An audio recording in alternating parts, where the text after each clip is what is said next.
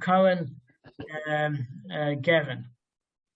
Okay, I just want to go over the one thing yesterday because I read it like in the third person. So I want to do it again. Then we're going to do some of the other stuff as well. Why, when I put on tefillin, I lay them on my head last. So you put the shell yad on first, then you put the shell rosh on second. That's what we know. But when removing them, you take the head tefillin off first. We learn from the Torah that when tefillin are on your head, they are in the plural. Therefore, when putting them on, I tie them first on my arm so that I lay the tefillin on my head. I have both on my body, and I remove them first, so that they should not remain alone on me if I would remove the tefillin of the arm. Jesus.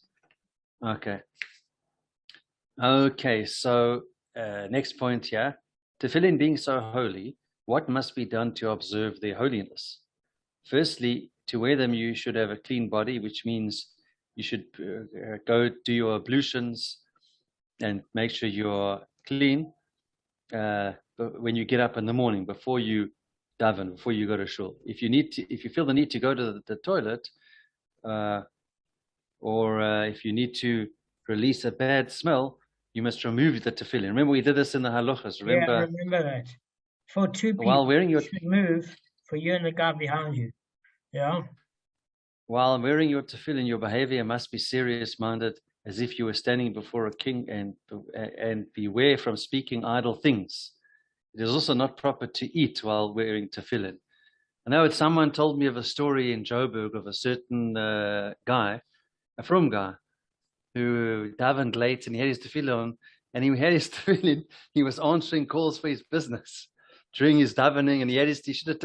So it looks, and I don't think we do that type of thing, but you got to be focused and when you wear them, and not that. Okay. And just lastly, what care must be given to the tefillin? Firstly, make sure that they are always black and shiny. If not, have them overpainted, and you can buy this like little container of paint, which I actually have here, like black. It's like Tipex, but black. Secondly, you should make sure that they are whole and that their squareness is intact. You should also have the parchment checked if you think they may have been damaged by sweat or water, because otherwise you're not going to fulfill the mitzvah if any of these things are not in place or adhered to. Okay, and just one. Okay, last one. It's only a couple of seconds. What should I do if they fall on the floor? This is a very serious thing. If they fall while in the pouch, you must give something to tzedakah. If they fall from your hand uncovered, you should fast that day. And if you're unable to fast, give charity and be repentant the whole day. That's okay. We don't realize the holiness. Even like I went the other day to the Chabad up the road here, because the actual point, the knot, at the Rosh, it's a bit faded. So he says, paint it over, but you have to say a certain pasuk first before you do it. You can't just do it. We don't realize this, Gavin and Arthur.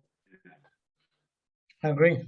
Just one tip before we start the Gemara share is those two animal sinews that look like it should be trimmed off with the scissors. Don't trim them off. Your tefillin become puzzle. There's somebody.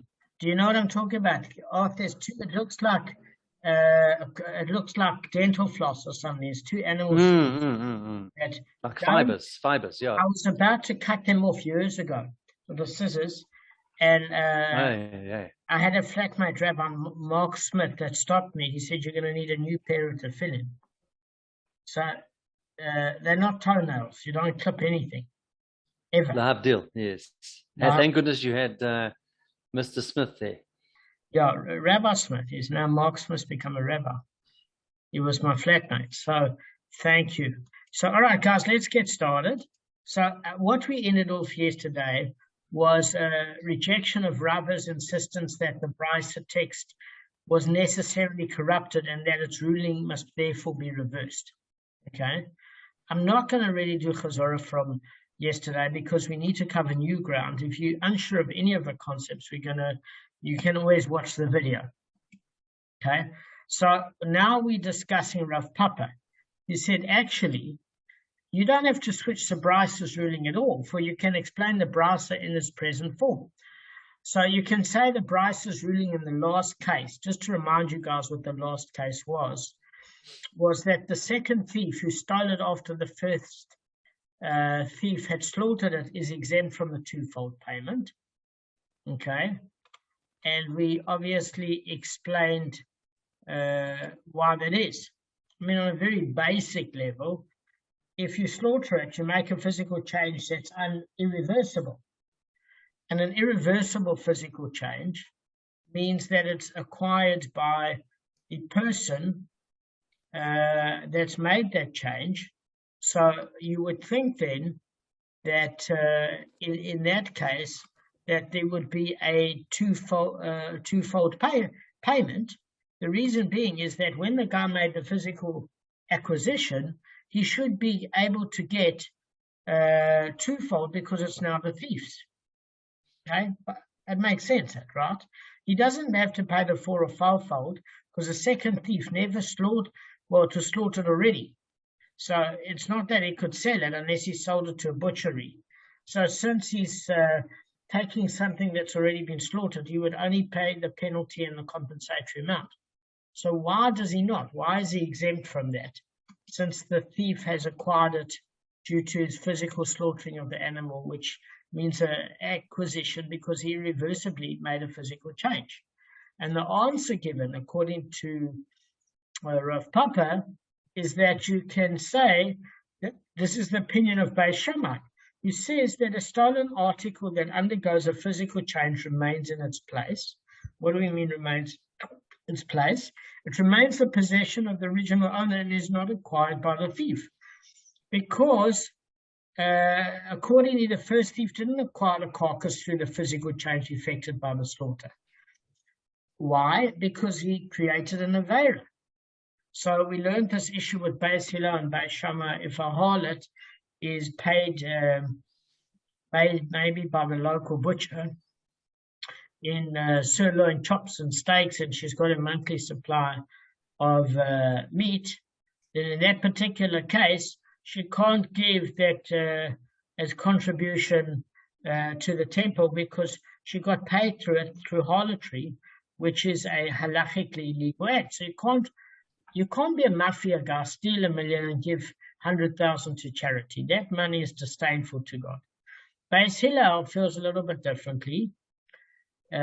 He's saying that if it changes physical form, it's okay. Why? Because it's not resembling the same form in which it was received. In other words, it's a bit repugnant, Kev, that if you got paid by the guy down the road that has an olive grove, and this prostitute gave him services rendered, and he gave her a lot of olives, it's a bit repugnant to use that same olive to give to Hashem, saying, listen, I was on my back for X amount of time, but enjoy these. It's not going to go down too well. But if it's converted into olive oil, there's a step removed. There's a cognitive dissonance. And therefore, Beis Hillel is merciful and says, it's okay. I don't think Beis Hillel was in any way encouraging harlotry. I think the issue is that nobody's perfect. And the thing of it is, who knows? She might not have been able to earn a living any other way. She might have been trying to do teshuvah. People are very complex, very complex.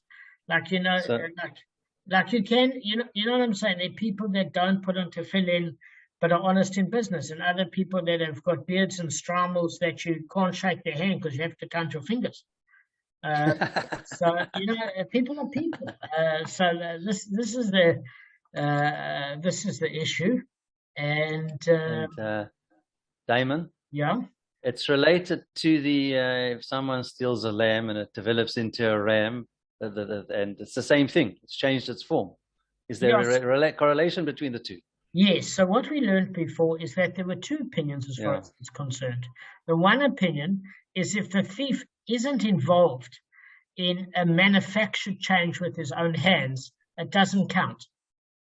So in other words, if the calf or the young lamb was in his possession and developed into a sexually mature animal capable of breeding with good weight, etc., it happened to be in his home, and yes, he fed it, but he never kicked in the endocrinology to make sure that animal was sexually mature. It just happened to be in his premises. So the opinions that say no, it's not like stealing more and making it a jersey when the thief actually did certain acts of productivity to change the article. So the opinions that say that physical change doesn't count, and many poskim that says that does count. So then the question is according to Beis Shammai, exactly like Kevin said, that the thief would not acquire it even through the physical change because it's an act of theft. But Beis Hillel would say, yes, he does, because it went from a calf to a sexually mature heavy ox, and therefore doesn't resemble anything physically like it was. And therefore he has acquired it, which means, well, now what happens with the fourfold and fivefold payment? Fivefold for the ox, the compensatory amount being 1/5 of that, and 4/5 of it would be the penalty amount. So we're saying, well, what happens with the penalty amount? You pay the compensatory amount, because if there's a physical change that renders it the thief, why does he pay for something that he owns that he killed? That was the argument that came up. And one of the discussions, the many, is that, look, the reality is at the time that he stole it, in other words, what rendered it his? Killing the animal. So according to many of the opinions like Rabbi Akiva, etc., he's a habitual sinner. So why should he be rewarded out of getting out of penalties because he now killed the animal? That animal now is no good to anybody except in the butchery. So that's the one issue. And then the other issue is that, yes, he might have acquired it, but he has to pay the financial equivalent, because that animal can't be returned in its live state to the original owner. But what we determined is it seemed to be the overall consensus that it was worked out at the time of theft what that animal was worth, as well as the penalty factors at the time of theft, because you're still paying back the 4 or 5 times. If it's a sheep or an ox, 5 times if it's an ox, 4 times if it's a sheep.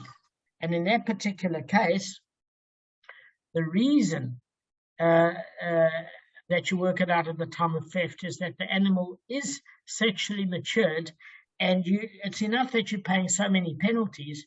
Why should you now have to pay for the matured ox, because that was not what was stolen? Believe me, the owner's getting paid back far more than he had stolen from him. So that seemed to be the consensus, but not again according to all opinions. Okay, so let's now deal with some of the newer issues at play. So the Gemara says, okay, but if so, that we do not switch the Bryce's rulings. In other words, the Bryce's second ruling is read as stated. If one stole and then sold the stolen animal, and then another thief came and stole it from the buyer, the first thief pays the 4-fold or 5-fold payment, because remember when we said that it's only for slaughtering or selling the animal that the 4-fold or 5-fold kicks in. Otherwise, for theft, even for an ox or a sheep, you only pay back double until you've done slaughter or selling. Okay? So in that particular case, the second thief pays the 2-fold payment. Why does he pay it from the 2-fold payment? Because again, when the buyer bought it, despair had already kicked in, plus a change of domain. So the new buyer owns it, and therefore the second thief has to pay back double. Why does he not pay the 4 or 5-fold? Because he never in turn stole it and then slaughtered it or sold it to somebody else. So he's only eligible then for the 2-fold, and the first thief, which he pays to the buyer, and the first thief has to pay the 4 or 5-fold to the original owner, depending if it's an ox or a sheep. Okay, so what it's saying there is that's the issue that we're talking about.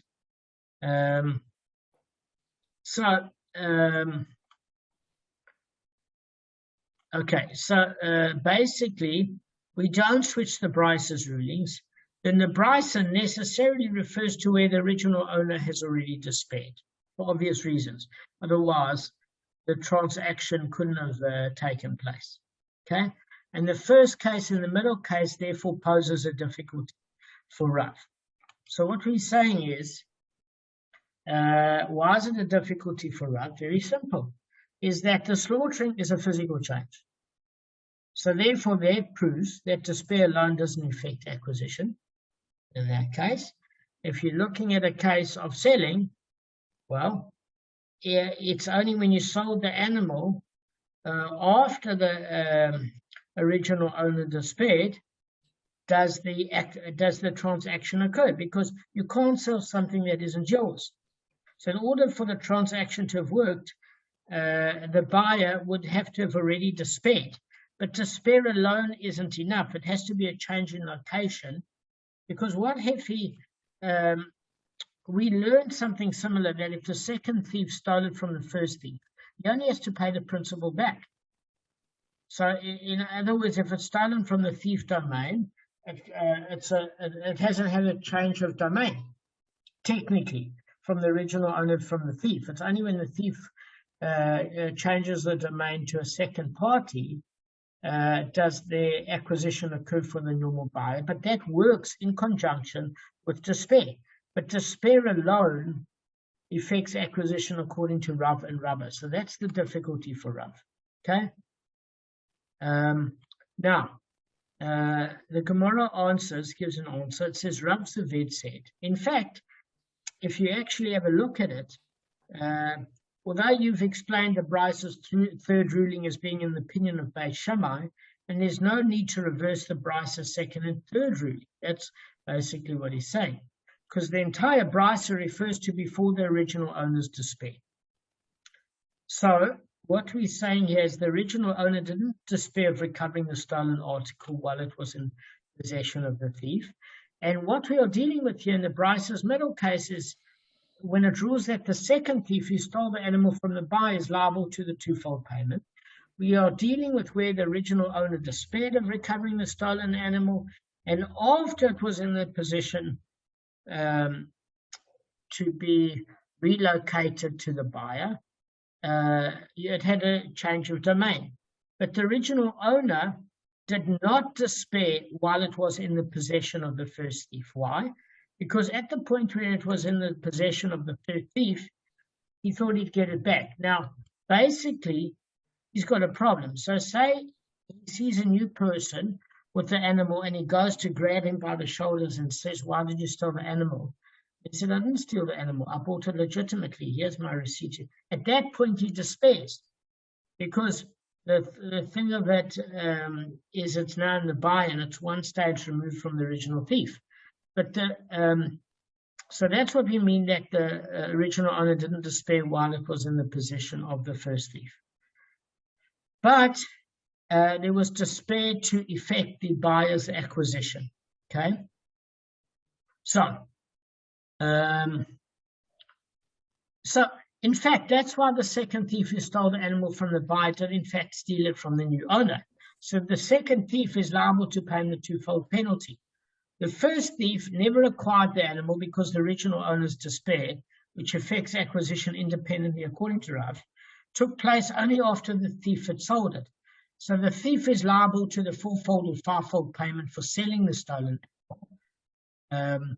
And for the same reason that the Brice refers to where the original owner did not despair of the stolen animal while it was held by the first thief, the Brice rules in the first case that a second thief who steals the animal from the first thief is exempt from the twofold payment, for he did not steal it from his owner.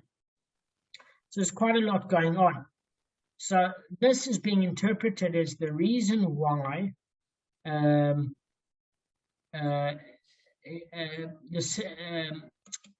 basically the reason why the second thief isn't liable to the first thief for anything other than the principal is despair only took place after he sold it to the buyer, and then a change of location. My question on this is obvious, is that, like, what happens here? So the buyer can't buy it legitimately if the original owner hasn't despaired.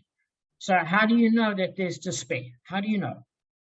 Is it automatically assumed that when the news gets back to the original owner, when there's a buyer involved, it would have then despaired the original owner, which means then how could it ever be an illegal transaction? In other words, post facto, if there's automatically despair assumed by the original owner if somebody bought it, then a sale is valid. But if there's no despair, then at what point are you going to work out that there's despair? Since it's hinting that there's only despair because the buyer has it and not the original thief. Do you understand my problem? Guys, does it make... I understand you, yeah. Yeah, so I'm not sure. So anyway... You're also not sure. Yeah. Okay, so the bottom line is there was despair to effect the buyer's acquisition. All I want to know is how did the thief know there's despair? So if the despair is assumed because it automatically went to the buyer, and when the original owner would hear that it went to another party, he would despair.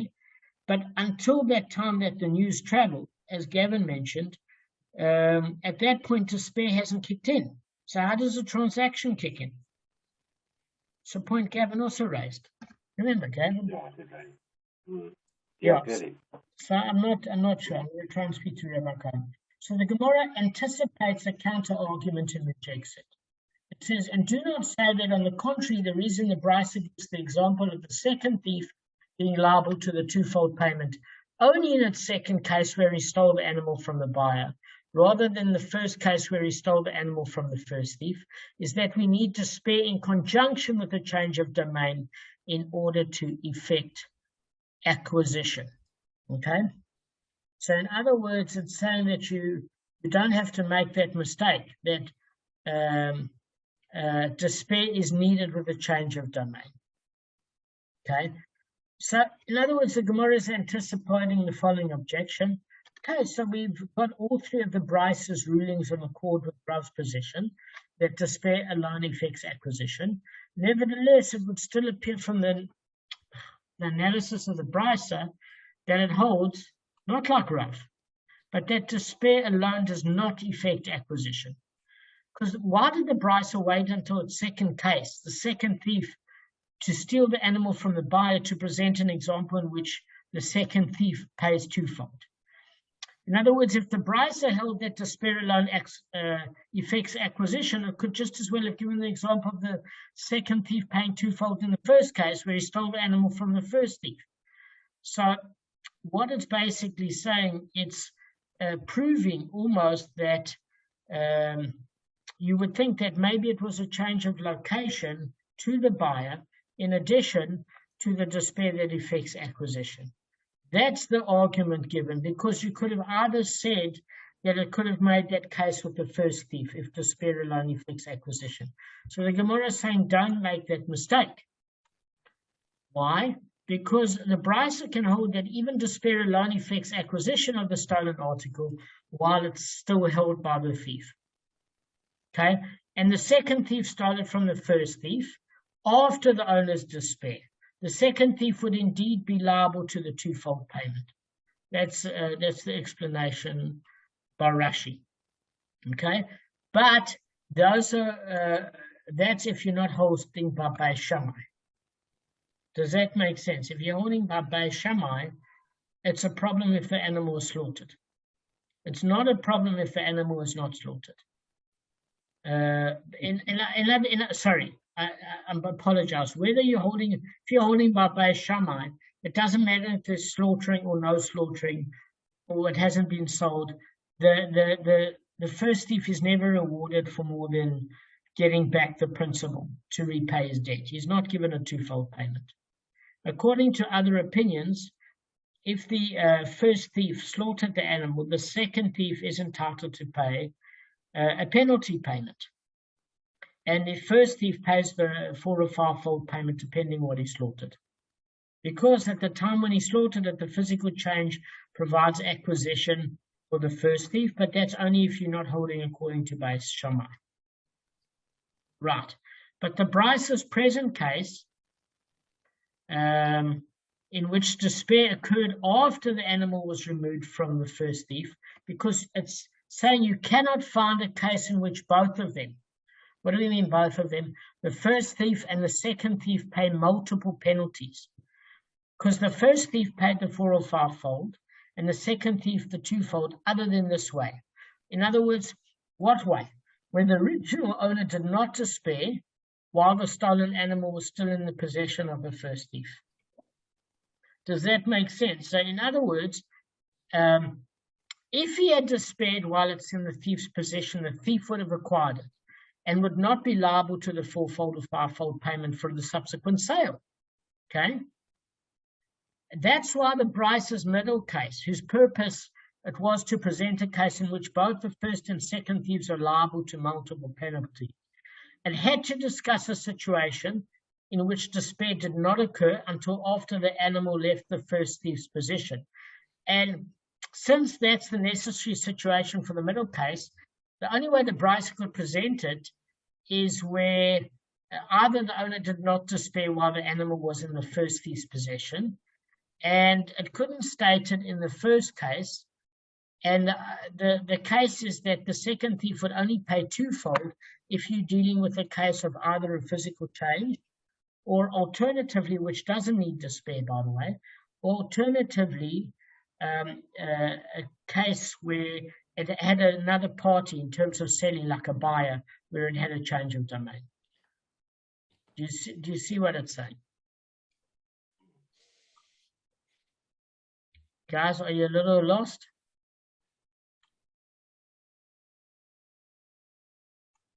Guys? Yeah. Are you a little lost? I'm just tired today. Oh, rain rushed back. You just repeat the last point. All right. So let's just discuss the counter argument that the Gemara rejects. I'm going to repeat it. It says, don't say, on the contrary, the reason the Brisa gives the example of the second thief being liable to the 2-fold payment, only in the second case when he stole it from the buyer, rather than the first case, is that we need despair in conjunction with the change of domain in order to effect acquisition. So it's saying, don't come to that conclusion. That's why I've mentioned the case of the buyer. Rather, the Brisa can hold even despair alone effects acquisition, so it's not a proof against Rav, of the stolen article while it's still held by the thief. Okay? So what we're saying is that, and had the second thief stole it from the first thief, after the owner's despair, the second thief would be liable for the 2-fold payment. So what we're saying is you don't need to have a case of the buyer which proves a change of location in addition to despair. Despair alone could have been sufficed, because if the second thief started from the first thief after the original owner despaired, the second thief would have a 2-fold payment to the first thief because he acquired it through the owner's despair. However, he would still owe a 4-fold or 5-fold payment, even if he, as a thief, got the 2-fold payment. So despair alone can effect acquisition. This is not a proof against Rav. But we want to say that the Brisa presents the case in which despair occurred after the animal was removed from the thief's possession to the buyer. And it's not because you need a change of domain in addition to despair to prove that you need both in order for a 2-fold payment to occur. It's saying it had to set it up like that for a different reason, because you can't find a case in which both of them, the first and second thief, pay multiple penalties. Okay, and the first thief again 4 or 5-fold, and the second thief 2-fold, other than in this way. In other words, where the original owner did not despair while the stolen animal was still in possession of the first thief. So what we're saying here is if he despaired while it was in the thief's possession, the thief would have acquired it and would not be liable to the 4-fold or 5-fold payment for the subsequent sale. So it's a catch-22. It's a catch-22. You can't turn around and say, well, there's a 2-fold payment from the second thief to the first thief, Gavin. Because if the original owner despaired, there's no 4 or 5-fold payment according to some opinions that doesn't call him a habitual sinner, because he acquired it through the owner's despair. And therefore, he wouldn't have to pay the 4 or 5-fold payment. I'm saying there is a group that says according to the original owner's despair, there's no penalty whatsoever. There's only the primary amount. Or not the primary amount, there's a twofold payment. Because the twofold payment occurs for normal theft, whether there's despair or not. Does that make sense? So what we're saying is you can't have a case where there's a double penalty, because the first thief would not acquire it, making the second thief pay him twice.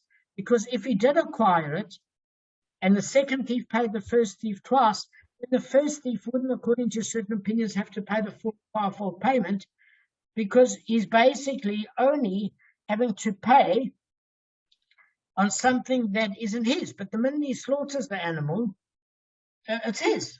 So he doesn't have to pay the full fivefold. He's acquired it through the physical change. Or if you want to take that away and say the physical change doesn't occur, but we only talk about despair, you have to have a buyer then, not because the domain change affects acquisition in addition to despair, but merely because that if there is despair and the first buyer has it, he's not paying a penalty because the original owner despaired.